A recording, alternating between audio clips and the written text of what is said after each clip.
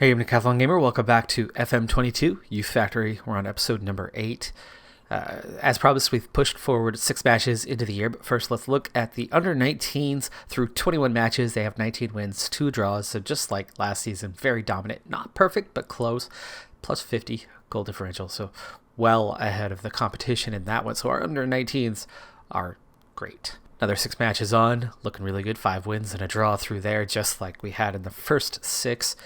And while we're only 10 points ahead, we've got 2 games in hand and only, 6 more to play?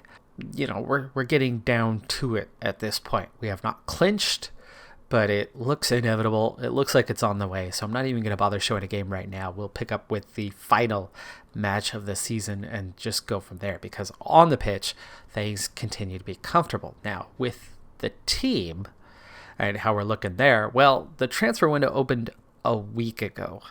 And in that 1 week, I've had over 300 offers for players.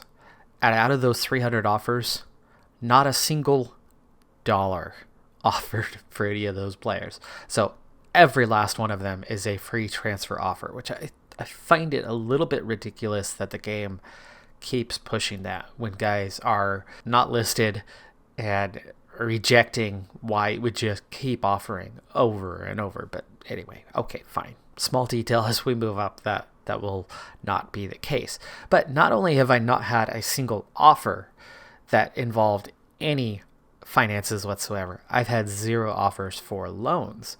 It has been asked if I would loan players out so that they could go get trained elsewhere and actually potentially, progress in some way, shape, or form. And that is an idea that I love. I would be thrilled to do that. But so far, through the divisions that we have participated in, loans are not allowed. So we are not allowed to have loanee players in the side at this division and below us. And therefore, none of the teams that we are on the radar of, none of them are able to take these guys on loan, and therefore haven't put any loan offers in. So we've had 0 loan offers thus far, and therefore everybody is having to train in-house, at least at the moment, making our task that much more difficult. Now, hopefully somebody foreign, eventually, as our reputation builds a little bit, maybe their scouts will pick up and recognize that we've got some guys that could help them, could contribute for them, and could loan. But of course, my problem there is we're using a database that extends us down to the 10th tier, and all the other leagues around, they go down 2 or 3 divisions, and that's all. So we're a bit below their level. So again, we're going to have to just keep on climbing before we even get to a point where there's a team that would want to loan one of our players. Okay, so we just endure for now. We just get on with the program. Speaking of getting on with the program, let's get on with the program of this season and making it a very quick transition as we continue to climb the ladder, so that league was easily wrapped up. In fact, it was the next match that we wrapped it up in. So we are getting that promotion. No surprise. Also consistent. We've been very, very consistent throughout the season. Each little 6-game stretch has had 5 wins and 1 draw.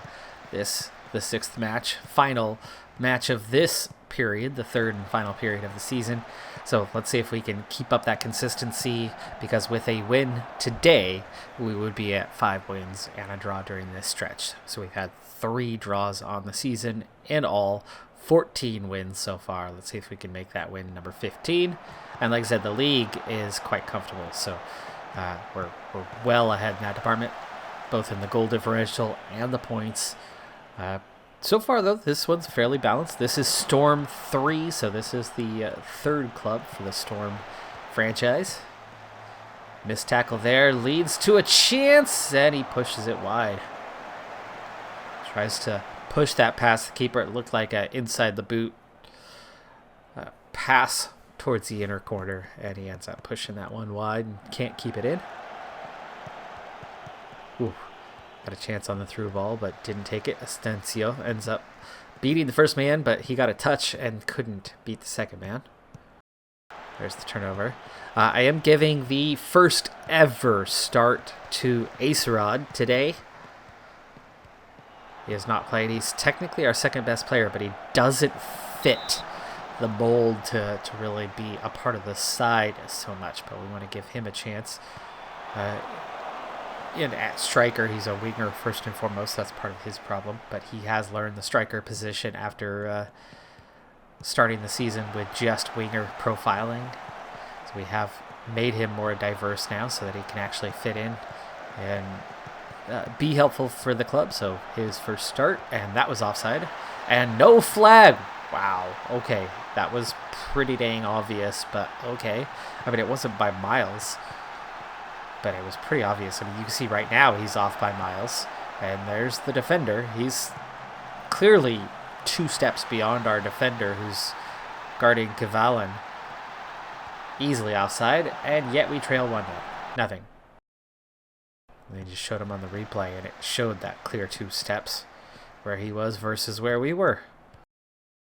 I think we need to go more aggressive now to get this game back in control instead of just positive. Nice ball through to Astencio, and what a leg, a sliding tackle to block that one, and it pushes it up and over the bar. Easily could have just deflected it in. Calzi, nice ball in. Second with the header. Acerod just up and over the corner of the bar on that one. Guys, not too happy. You can see some of them are pretty upset over the lack of a call earlier. 10 minutes later, we've been all over them here. Astencio draws the foul. Is this going to be a talking to or a yellow card? It's a yellow. Line up for the free kick. Culsey takes it early and hits it wide. Hits the back edge of the outer part of the post. Another free kick in a dangerous position. This one headed away though. Calzi, long ball out towards the corner. Matheson lays it off for Ostby. He lays it off. We got tripped on the edge of the box. No call.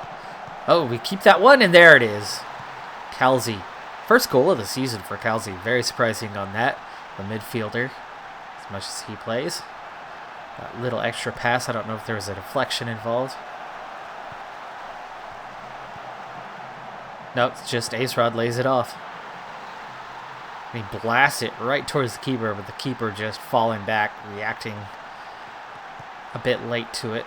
Can't make the save. 1-1. Ball over the top. Lovis takes it himself.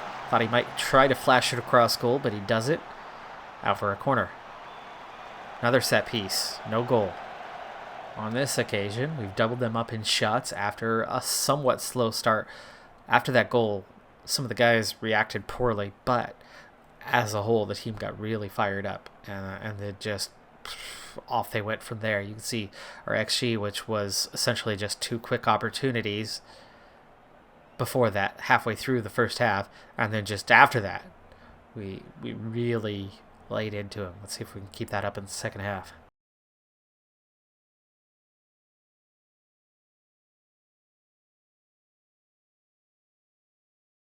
Langvand struggling on a 6.2 rating right now. I haven't seen these sort of ratings in a long time with this team. There's a ball over the top. Lovas! And we've got the lead. That did not take us very long. Great ball over the top. And Lovas, excellent control. This is from Jakobsen way back in the D. No, it's Kelsey. Okay, but from midfield.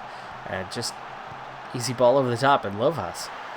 Excellent control, and not only to get the ball under control, but to just scoot it to the side of the goalkeeper. Of us again. Astencio wastes that ball. Rating starting to come up. Looked like we went to lay that one off, but gave it right to them unless Mohammed actually won that ball. They are keeping possession well at the moment. And Langvand brings it back for us. Acerod hangs onto the ball. Ostby. Getting some width at the moment. Acerod tracking back in, making some plays, and setting Lovas up. That one should seal it. 3-1.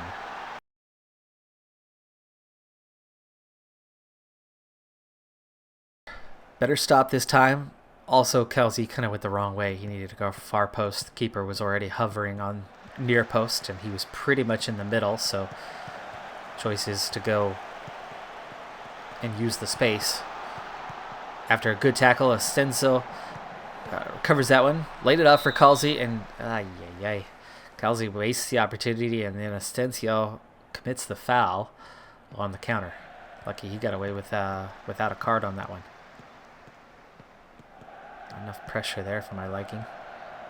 I have not gone in to start tweaking the tactics. What I have spent this season doing is tweaking all of the contracts, because during that 4-week transfer period that we had, I had probably 1,000 offers for my players. And shortly after I had done that initial clip where I mentioned those first couple hundred, I did end up with 2 offers for money for Malum. About 12,000 for one and about 14,000 for the other, which is not a lot, but it's a start.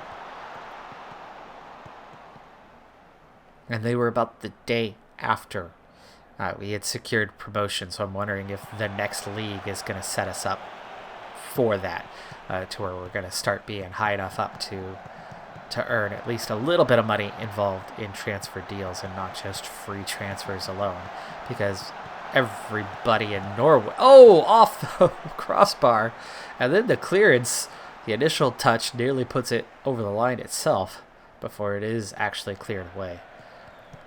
You know, they've had a few chances, and I think they just about deserve one goal, even though the goal they had was offside. That was well orchestrated from them, and terrible defense, as it was literally 5-on-0 after that initial ball over the top. We hung back thinking that it would have been offside. And yeah, that was 5 against goalkeeper alone. 5-on-0. Not one defender behind the ball or behind any of their first 5 guys in the attack. And all of a sudden now we have ourselves a little bit of a game with stoppage time pending. Let's go and make some subs and try to see this thing out.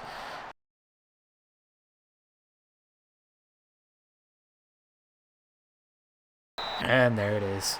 We do see this one out. They certainly didn't deserve 2 goals. I'd say, based on chance creation, they should have had 1. The first one shouldn't have been that one.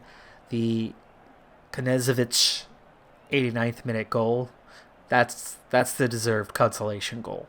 Otherwise, it should have been 3-1 and not 3-2. And that first one, very much offside. So we were unfortunate, unlucky on that. I sure hope that at the higher levels there's going to be VAR, or at least at the top tier, because the refereeing has been very subpar. There's been lots and lots of missed. And I've noticed since the start of this series something a little worrying. Each and every season there's updates to your refereeing and the level that referees kind of qualify for. And every year we've had 3 Norwegian referees knocked down a level, with 0 going up. So 3 seasons, 9 total referees have been knocked down a peg. That's quite worrying, because again, 0 progression to relieve those deteriorating quality refs. That could be a factor going forward. Something to deal with, something to keep in mind. Final tally, 48 points. With those 3 draws, we did complete that trio of 5-1 periods. Plus 36 on the goal differential. Storm 3 was mid-table. They shouldn't have given as much trouble as they did. They weren't battling for anything, and we weren't battling for anything, and it looks like no team ended up being relegated this season from this tier. So, okay. I'm not quite sure how that one was managed, but we are in kind of uneven leagues. So promotion relegation seems to reflect the uneven nature, and we don't exactly have a clean pyramid here. I mentioned during the game that I tweaked the contracts of every player in the organization. This is the contract that they are all on. There are no player bonuses. They all have a part-time contract to either 2028 or 2029, as some of them signed it last season. But $72, which is the bare minimum, other than $0. $0, you can't stop other teams from signing them for free.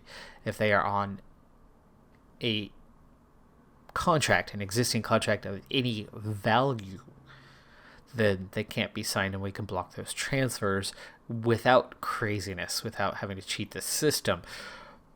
And when I'm getting 1,000 offers in one transfer window, I need to be able to naturally block those. So this is that bare minimum, and it's actually more than what the opposition's making. I mean, we shouldn't be a semi-pro club right now. We should still be amateur.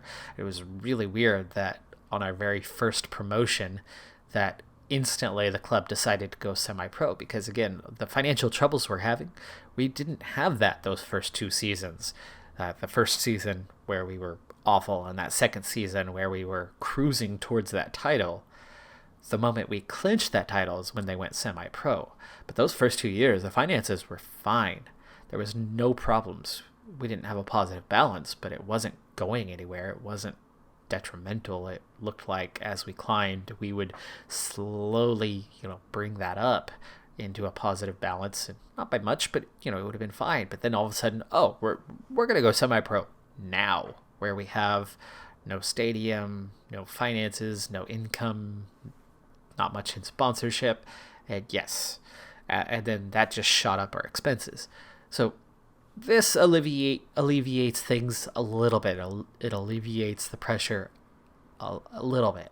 But that's about all at this point. That's all we've managed to do. And again, without loans possible, because the lower divisions don't have a loan system, there's nowhere that I can send players out. I don't have the England 10 tiers active or anything like that. So we're dealing with just our Norwegian league, and everybody else just those top couple of divisions. So till we get high enough, I don't quite see how we're going to necessarily resolve the financial issues. One hopeful prospect is next month we have our second vote for the board, for president of the board. If we're lucky, somebody will inject some cash into the club as an election promise or something, and make that happen. So if we're lucky, we'll get some finances that way. Otherwise, short term, I don't see any relief in sight. All right, quick year in review. Really didn't matter, as we just kind of flew through this season. I did let a handful of players go this season. All of them were swept up by other clubs, and most of them became regular starters at their new clubs, but nobody performing terribly well wherever they ended up going. Turns out that WAMCAM was able to receive back-to-back promotions. They were in Group B, so we didn't get to play them this season, but that was the team that had finished second in our division the year before. So both of us seeing back-to-back promotions, in their case only by 2 points and only a +5 goal differential. So certainly not dominant. You'd figure they're going to stall out in the next level after not doing so here. But our 3 draws, a 1-1 home draw, a 1-1 away draw, and a 2-2 home draw, which means we just scored in every single match all season long. I see that sponsorship was identical, unchanged. Corporate and hospitality, we made $1 this year. $1. Okie dokie. It's something, right? It's something. Match day commercial and retail did go up slightly, but again, it's so minimalistic right now that we are still quite a ways off from revenue being anything useful, helpful to us. Merchandise sales went from, I think, a few dollars the year before. It was $3 or $4. Now it's $18. I mean, at least that climbed. But our problem is we've got a stadium with a capacity of 100, and we fill it up every match. We just can't go beyond that because that's what we have. So I'd love to see them. Maybe that's what the new president does. Maybe it's not they inject cash. Maybe it's they make a new stadium deal happen on becoming president. I'd love to see that one. even if it puts us further in debt. That's that step, right? That's something to get us going. Fans player of the season, Asensio. Snelligen, top goal scorer with just 8 goals. This was very much a team. Our goals came from anyone, everyone. They didn't come from one place. So that was one very notable thing with this group. Calzi, though, 11 assists as the creative midfielder. Well, this is a little worrying. The adjustments for the new board expectations. There's no new stadium in sight. I think they recognize the financial trouble we have and have changed their focus. Next season, work towards repairing the club's financial damage. End of 2026, repair the financial damage. So they have turned everything into continue getting promoted, but deal with the finances, which is what I'm focused on as well. But they understand it, they get it, and now they're not looking for a new stadium right now. So I don't think that's likely to happen.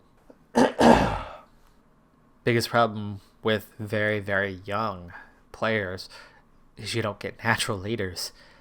And after all these seasons, 3 years since we first started getting these intakes, Asensio was the only player who was influential, and that was just at the end of last season. Finally, at the very end of this season, Snelligen has joined that list. There are now 2 influential players in the club, and maybe, just maybe, I can get a little bit of mentoring happening. And actually I am. This season I did have a little bit of mentoring happening, but I don't have enough players that are veterans to mentor others that don't have the right personality. I have plenty of players that are balanced. I mean, that's good.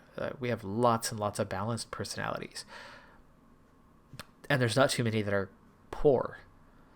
But we just lack the leader types to pull the group up to being more professional or more determined or whatever would be useful for us to get some organic training, organic development happening in the group, because again, we lack the training and we can't loan guys out. So, we'll keep on keeping on.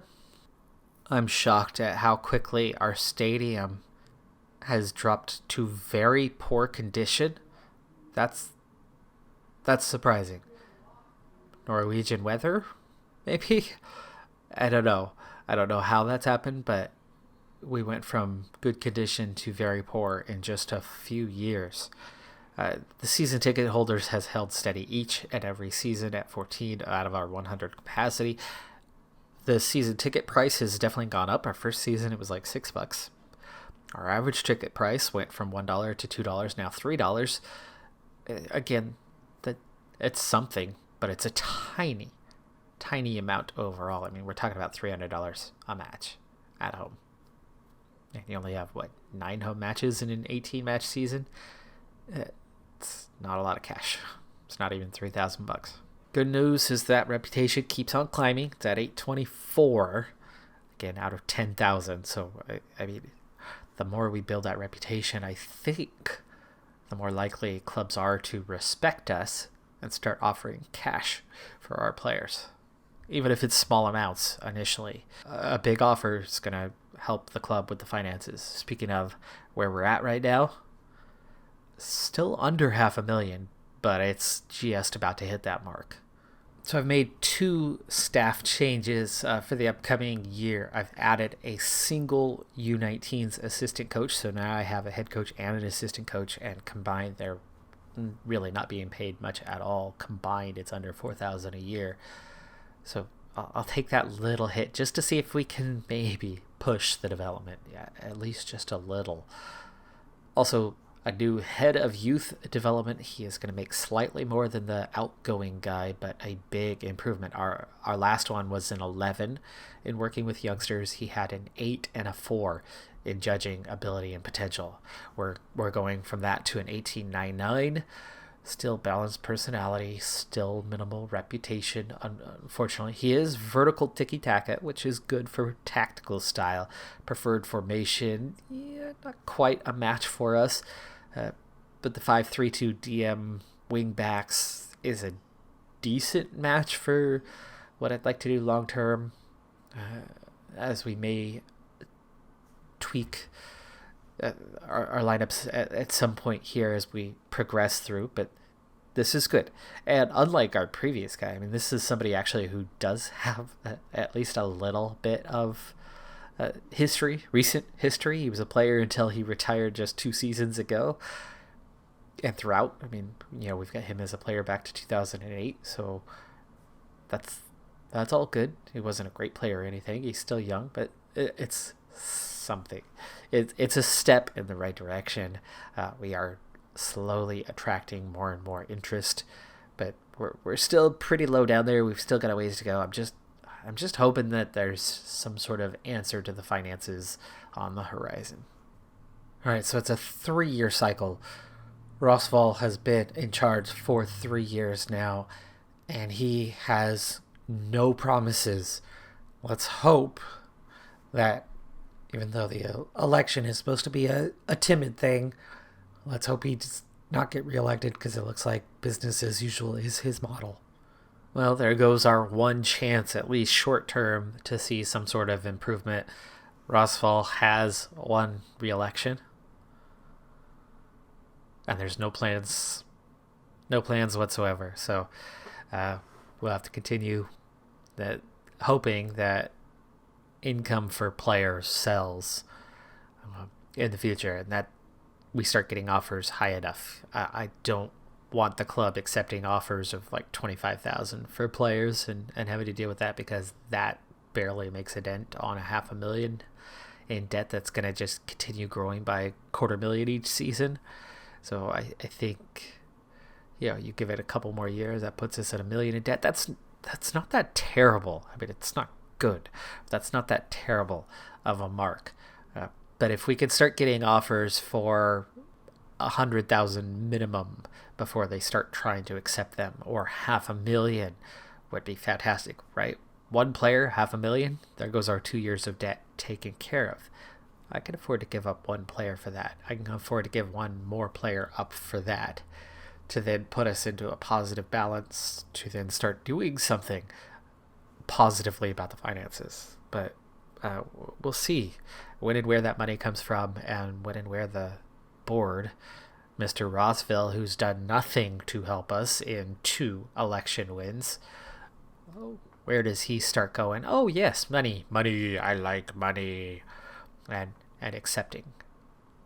Taking roughly half a day to just plow through a season.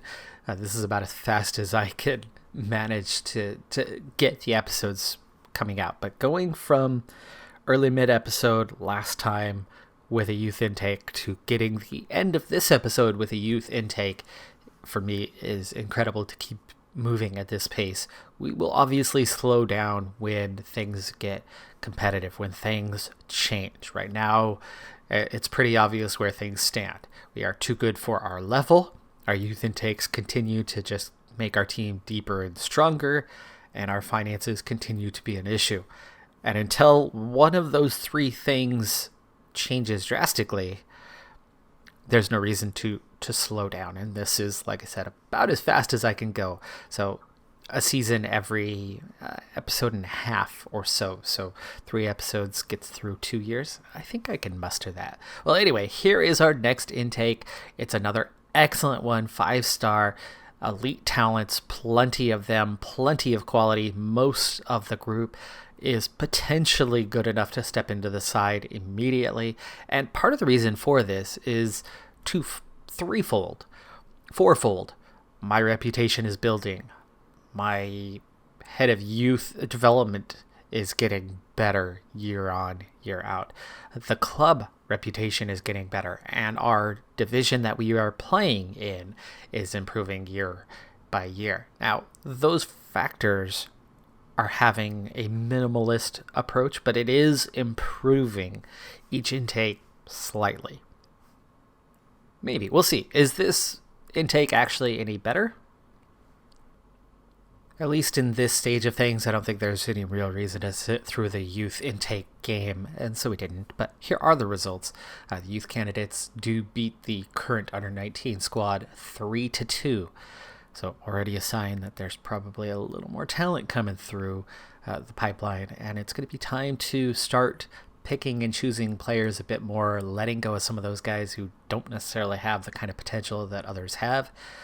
Last season we did let a handful go, and they all found homes pretty quickly. I would imagine the same thing is going to happen with the next group. But until we start getting proper offers for players, I can't just put them up for sale. We're getting offered for free. In the future, I would love to start selling those kind of players off, even if it's for small amounts of money. At least it would be some sort of money coming in. That would be one tactic to get us back in a better financial position long term. But we're not quite at that level. One thing I did notice about the level we're coming up into is loan players are permitted in this tier. I think we might need to climb another tier, though, before we start actually getting offers. But you never know. We might get it now that we're here. You'll occasionally get players loaned out at the same level as yourself to other clubs. It could happen, so we'll see. That could be one way to start seeing some development in players. So it was said to be an excellent intake, but, I'm not so sure about that. Really not so sure about that. Lingbo on above are the new intake players, and that's the whole group of them. Potential-wise, there's only a couple with potential better than 100. So actually, this is the lowest potential group we've seen by some margin. Current ability-wise, the minimum standard is higher. I mean, they're all 30 and above. We're not seeing any 20s. Nobody above a 50.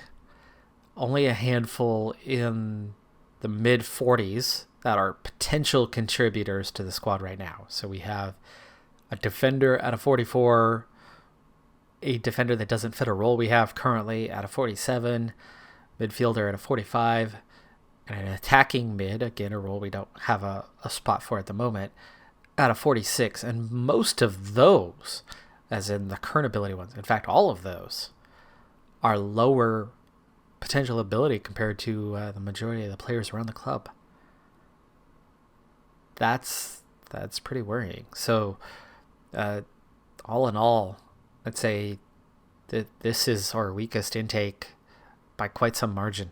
After analyzing the youth intake group, there really wasn't much on offer for us. There was a few players that could be in or around the senior squad on the fringes.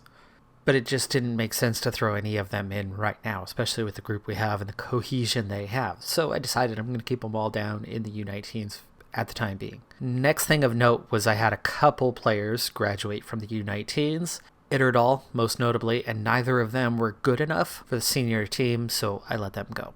The next thing was going through that intake. Half of them were good enough quality or potential to deserve a place. And so I kept half and let the other half go. That then bloated the squad a bit. So then from the remainder of the old U19s, I was able to release the half that wasn't good enough. So ultimately, from the old group and the new combined, the better half of each is the now current U19 squad for the year going forward. You can see I only kept a handful of lower potential guys, and those are the fringe ones. Those are the ones that are in or around the current senior squad. Current ability overall of the group is improved to a situation now where really Lam Thi Kuong, right, from our first intake, is now the worst player on the team. But he's got okay potential with potential of 84. He came in as a current ability 20. He still has a current ability 20, just for examples, just so we kind of know where we're at. So you can see there's 3 18-year-olds now on the U19 squad. They'll all graduate up a year from now. And looking at how they are, I would imagine that all 3 will be released the same way we did with guys this season. And that'll make way for the next intake at least a little bit. Few players clearing the way. And then we'll have some decisions from there. I would imagine that these players in the 30s, where none of them have potential ability above 100, outside of maybe the 90 pluses, most likely next year we'll be eliminating that group. Bit by bit, we just improve the depth of our squad. We get guys that are capable of playing senior level ball. But regardless of potential, we just can't amass much development. I mean, I think we've gotten a few points total across the board, all levels.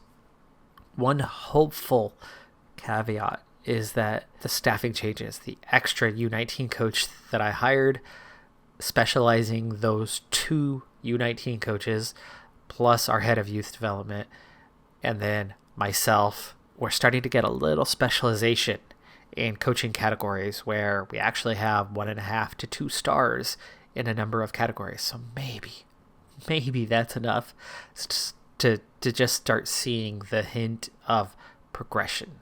Probably not, but we'll see. That's going to do it for this episode, though. I'm Decathlon Gamer. Like, comment, subscribe, and I'll see you next time. Have a good one. Be safe out there, and bye for now.